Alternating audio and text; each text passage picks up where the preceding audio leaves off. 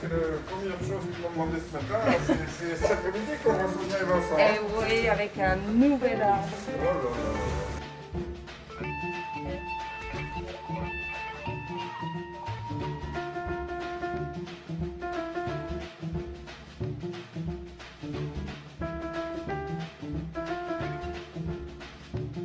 Donc vous le savez, les enfants rentrent tout doucement.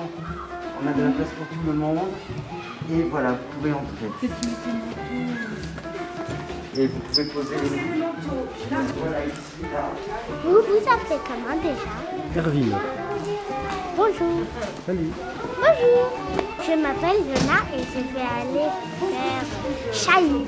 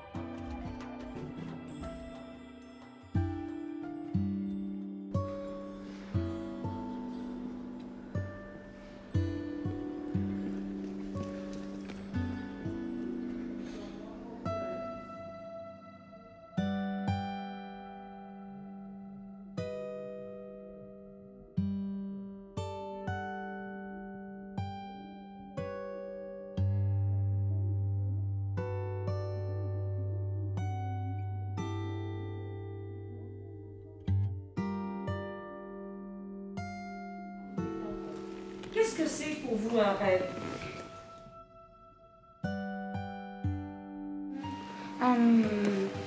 Quelque chose qui se passe pendant la nuit, mais qui n'est pas vrai, mais qui peut quand même se passer. Je pense que c'est le cerveau, il rassemble plein de souvenirs et il invente de nouvelles choses et il fait une petite histoire dans la nuit.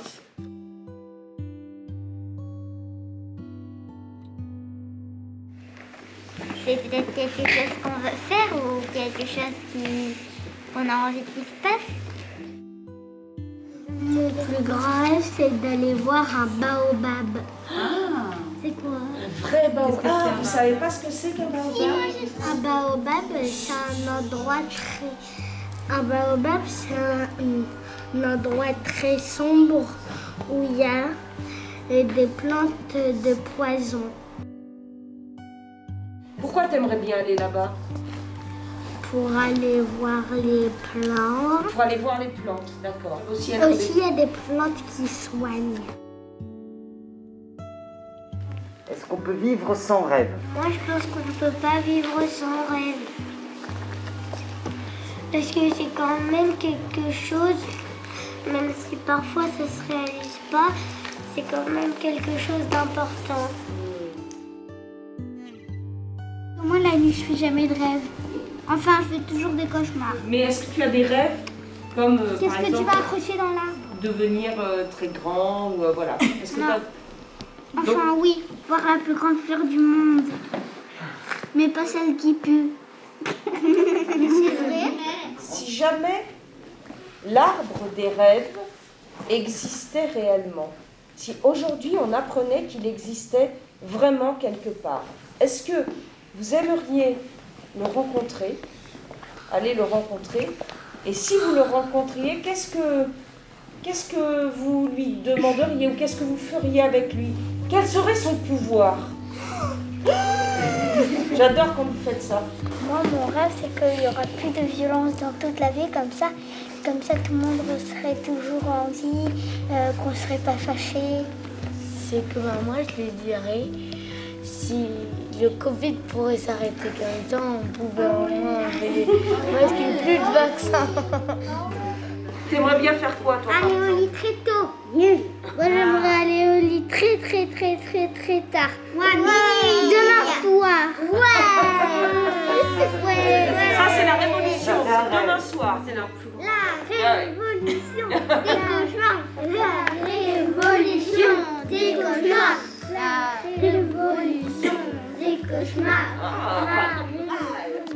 Ok, très bien. Moi, j'aime beaucoup cette petite révolution des cauchemars.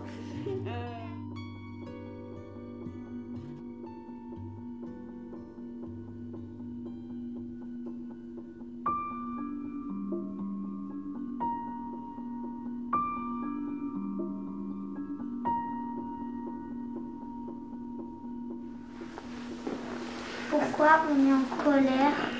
Pourquoi on est en colère? Ça, c'est une grande question, parce que je pense que tout le monde qui est là, on pourrait donner une réponse différente. Dans la forêt fantastique, il y avait un vieil arbre qui avait plus de 100 ans. Un jour d'orage, un éclair l'avait fendu en deux. Les nuits de pleine lune, il se déplaçait dans la forêt en glissant sur ses racines rapidement et silencieusement. Au matin, il s'immobilisait et enfonçait ses racines sous terre. L'arbre possédait un autre pouvoir mystérieux. Quand une personne touchait son tronc, elle était débarrassée de sa plus grande peur ou de sa plus grande colère. Dans cette forêt vivait un oiseau féerique. Il était né d'un œuf, apparu dans les branches de l'arbre des peurs et des colères, un jour où il y avait des éclairs. Alors voilà, leur personnage principal, voilà, vous avez compris, c'est le phénix, Comète, et maintenant, c'est vous qui allez imaginer qu'est-ce qui va se passer avec Comète, avec cet arbre qui se déplace la nuit, qui soigne les peurs et les colères, et avec les habitants du village, et donc vous allez inventer ce deuxième personnage. On va, nous, le transformer en silhouette, comme ce que vous aviez manipulé la dernière fois, sauf qu'on va y rajouter des couleurs.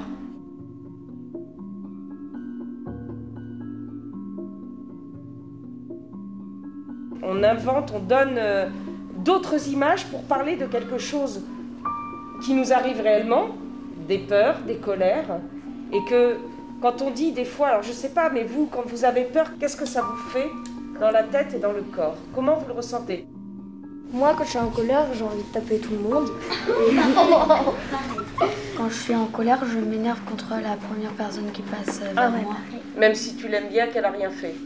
Voilà. Mais à quoi ça sert la colère? La colère, oui, c'est comme Esther a dit, ça sert à se libérer. On expulse tout de notre corps en faisant la colère et après on se sent mieux. Bah, moi, j'ai la tête en tomate, genre tout rouge, et j'ai vraiment envie de casser un mur ou de dire t'es vraiment très méchant, toi. J'ai envie de le mettre en prison. Genre, j'ai plus envie de le revoir. Et quand une personne il me dit une chose pas bon, je suis tout en colère. Et est-ce qu'on pourrait vivre sans peur et sans colère? Jamais colère. Non. On peut toujours vivre. Enfin, on ne peut pas vivre sans colère et sans peur, puisque sinon, sans peur, tu serais déjà. Tu ferais tout. Tu n'aurais même pas peur de sauter d'un pont. Est-ce que quand vous vous mettez en colère, est-ce que vous arrivez tout seul à vous calmer? Non. Alors qui dit oui? Soit je me calme tout seul et je respire. Enfin, je vais dans un coin et je vais respirer. Moi, je vais dans ma chambre et je pleure. Et après, il n'a plus de colère. Je sors tout.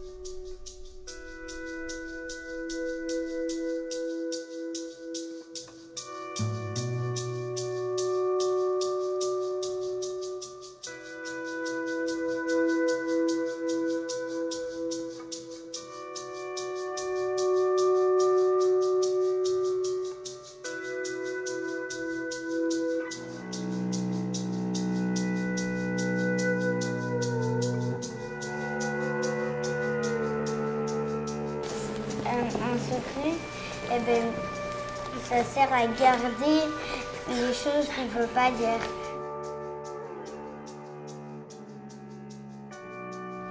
Moi, je dis pas un secret. Je dis les secrets que à mes copines parce que j'ai vraiment confiance en elles. Moi, je dis mes secrets qu'à ma famille.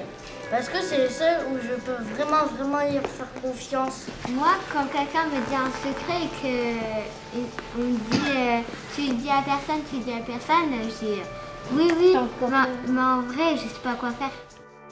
Moi, quelqu'un m'a déjà confié des secrets et je les gardais bien au fond de mon cerveau, comme ça je peux les oublier et comme ça je les dis à personne.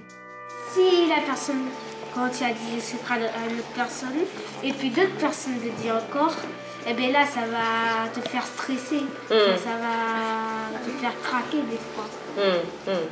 Je trouve que quand on dit un secret à quelqu'un qu'on peut faire bien confiance, moi par exemple, une fois j'avais un grand secret, je l'ai dit à ma mère et au moins ça m'a un peu soulagée, libérée parce que j'étais un peu bloquée d'avoir ce secret parce qu'il était un peu trop gros pour moi. En fait, ma mère, elle m'avait confié un secret. Et donc, en fait, je l'ai dit à grand-mère. Et donc, vu qu'elle n'aimait pas les tatouages, ma mère m'avait puni dans ma chambre. Ça fait rire en plus.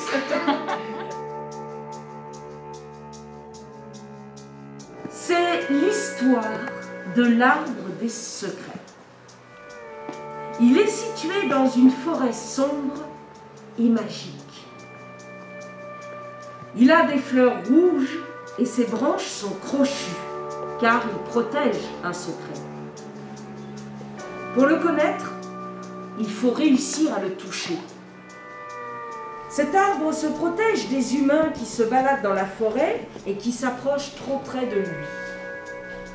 Il attrape les intrus avec ses branches crochues et les garde prisonniers jusqu'à la fin de l'hiver. Il les maintient en vie, mais quand au printemps il les relâche, ces personnes ont perdu la mémoire.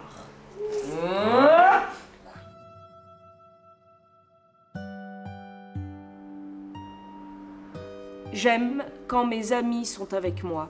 J'aime quand Louane joue avec moi. J'adore regarder des dessins animés. J'adore quand on fait des mathématiques à l'école. J'adore quand je suis avec... Je sais pas. Quand j'ai vu pour la première fois de ma vie un hérisson, j'ai été très joyeux. Et il a fait un dessin de hérisson.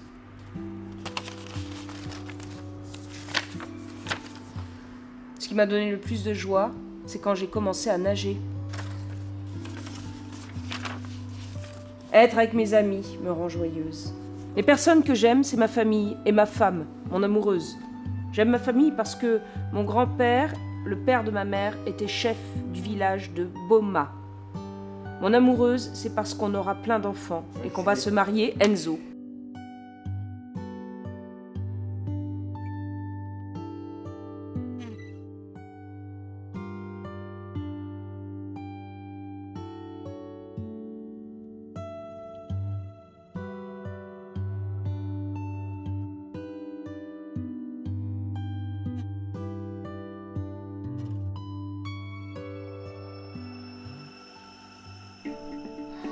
En fait, quand on est amoureux, notre cœur commence à battre vite. On se sent bien, notre cœur bat trop vite, on est amoureux. Pas forcément. Est-ce que c'est important d'être aimé soi-même? Est-ce que les autres vous aiment? Pourquoi? Parce qu'on se sent pas seul.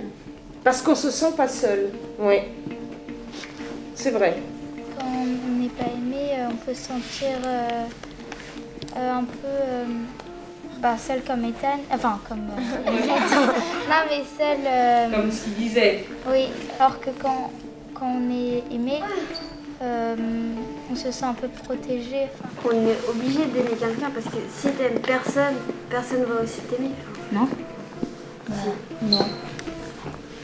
Bah, pour moi, s'aimer soi-même, même si c'est pas toujours évident. Ça, c'est sûr. C'est important. C'est de l'amour aussi, oui. Oui, c'est de l'amour aussi, je pense. Il faut quand même pas se détester parce que après ça te gâche la vie. Quand on s'aime pas vraiment, ça peut, les personnes peuvent s'attaquer à toi parce qu'ils peuvent, vu qu'ils sentent qu'on est faible, ils peuvent commencer à nous dire des méchancetés. Qu'est-ce que ça fait quand on est amoureux? Ça fait du bien. Est-ce que tu pourrais décrire ce qui se passe à l'intérieur de ton Mais cœur? après, des fois, il faut garder un secret et c'est lourd un peu aussi. C'est un peu comme l'arbre des secrets. On va prendre un exemple. Roméo est amoureux de quelqu'un. Moi, je suis déjà en couple. Roméo le dit par exemple à Vim, bah Vim ça devient aussi lourd pour lui parce que du coup c'est le secret. Du coup, quand on est amoureux, il faut jamais le dire. Moi je trouve que à notre famille ça fait beaucoup moins la honte qu'aux autres parce que la famille on la connaît beaucoup, c'est eux qui nous ont élevés, qui nous ont mis au monde. Voilà. Et donc, de leur dire qu'on les aime, ça fait pas... De toute façon, ils comprennent ça. Ça serait un peu bizarre de nous avoir créés pour ne pas nous aimer quand même. Enfin, quand on crée quelqu'un, c'est normal qu'on l'aime, c'est notre création.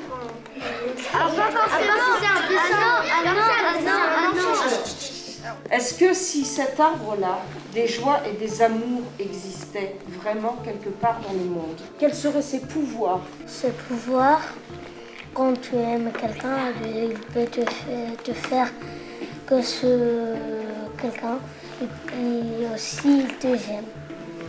Si quelqu'un est triste, l'arbre il peut rendre joyeux la personne qui est triste.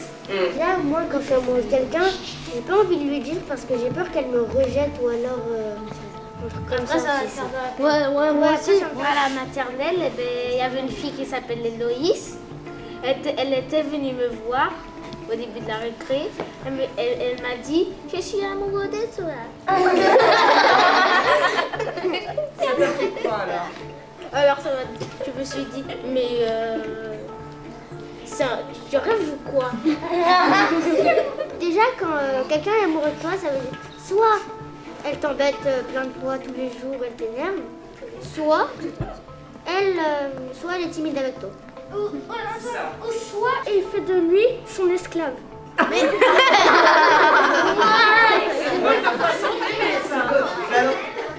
Moi, j'ai déjà embrassé un garçon en CP. Alors, est-ce que tu lui as demandé déjà s'il était amoureux de toi? Mais lui, il était amoureux de moi aussi. En fait, moi, je voulais voir ce que ça fait, faire un bisou sur la bouche. Alors j'ai demandé à un garçon, et il a dit, enfin à Nathanaël, je veux dire. Après, on l'a fait, et après j'ai dit, mais ça fait rien, ça fait rien à faire. Pas de soucis, t'as un Moi, quand j'étais en moyenne section, j'étais amoureuse de quelqu'un qui était aussi amoureux de moi. Et donc, pour que personne ne le sache, on s'envoyait des avions en papier avec marqué des choses. Mais vu qu'on savait pas qu'on avait des fautes, l'autre il disait qu'est-ce que t'as écrit, je comprends pas. Est-ce qu'il y en a qui s'imaginent pas du tout amoureux? Toi, tu t'imagines pas du tout amoureux? Parce que jamais personne n'est tombé amoureux de moi déjà. Ah, mais parce que c'est jamais arrivé. Ouais, personne de chez moi. En fait, si quelqu'un me dit je t'aime un jour et que je l'aime pas, moi je pars sans rien dire. Tu pars sans rien dire? Moi, ça me fait trop peur, Il faut mieux tomber amoureux quand on est grand que quand on est petit, parce que quand on est petit, on risque de plus avoir après. Mais juste pourquoi tu dis tomber amoureux? Parce que tomber amoureux, c'est tu tombes. C'est un peu dur de s'imaginer parce que c'est dans très très longtemps, on a encore de la marche devant nous. Hein. Ouais, et en plus peut-être qu'on va... On est qu'un seul deux et bah on peut tomber amoureux. À peu près à quel moment? Bah quand on peut partir de la maison.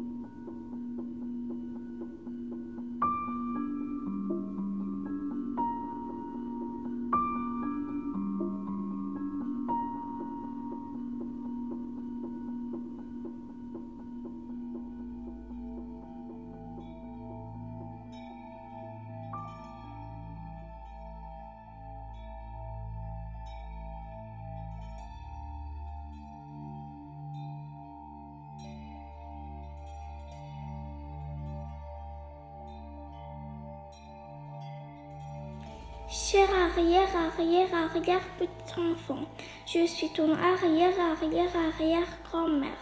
J'espère que tu vas bien. Je me demande comment est ton monde. Est-ce que tu t'es fait des amis? Est-ce que tu es mortel? Est-ce que tu es gentil? Je me demande si tu es encore un enfant. Gros bisous. Et en fait, il y a pas mal de choses à changer. Par exemple, il y a la famine, la guerre, les maladies, la pollution, la surpopulation, bref, plein de choses. Mais aussi, en fait, le futur, il est imprévisible. Moi, je dis qu'il peut se passer la même chose que dans la planète des singes. Une bombe nucléaire qui explose en 2000, je sais pas combien. Et après, nous, on envoie quelques astronautes dans l'espace. Et après, en 3900, je sais pas combien, et bah c'est que des singes sur la planète. Et en fait, c'est comme si le monde il reprenait vie tout à coup. Il recommençait quoi. Arrêter de polluer et que tout le monde puisse avoir un moyen de pouvoir manger, se nourrir et tout ça. C'est que je vais dégager le virus de la planète pour être tranquille et tous les autres virus, enlever toutes les bactéries et vraiment faire des robots qui prennent tout ce qui pollue la planète. Pour moi, le plus intéressant du futur, c'est voir comment je serai dans le futur parce que moi, je suis décidée à partir en Afrique et voir comment être Afrique. Sans voiture, sans rien. Expérimenter la naturalise, voir les animaux et apprendre beaucoup. Et je suis beaucoup intéressée à voir le futur. Est-ce que vous avez envie d'y être dans le futur? Oui. Non.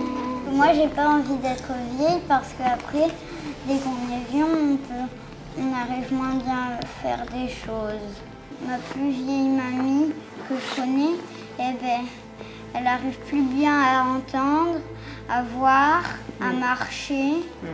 Du coup, moi, j'ai pas envie d'être comme ça. Du coup, je préfère quand on est enfant.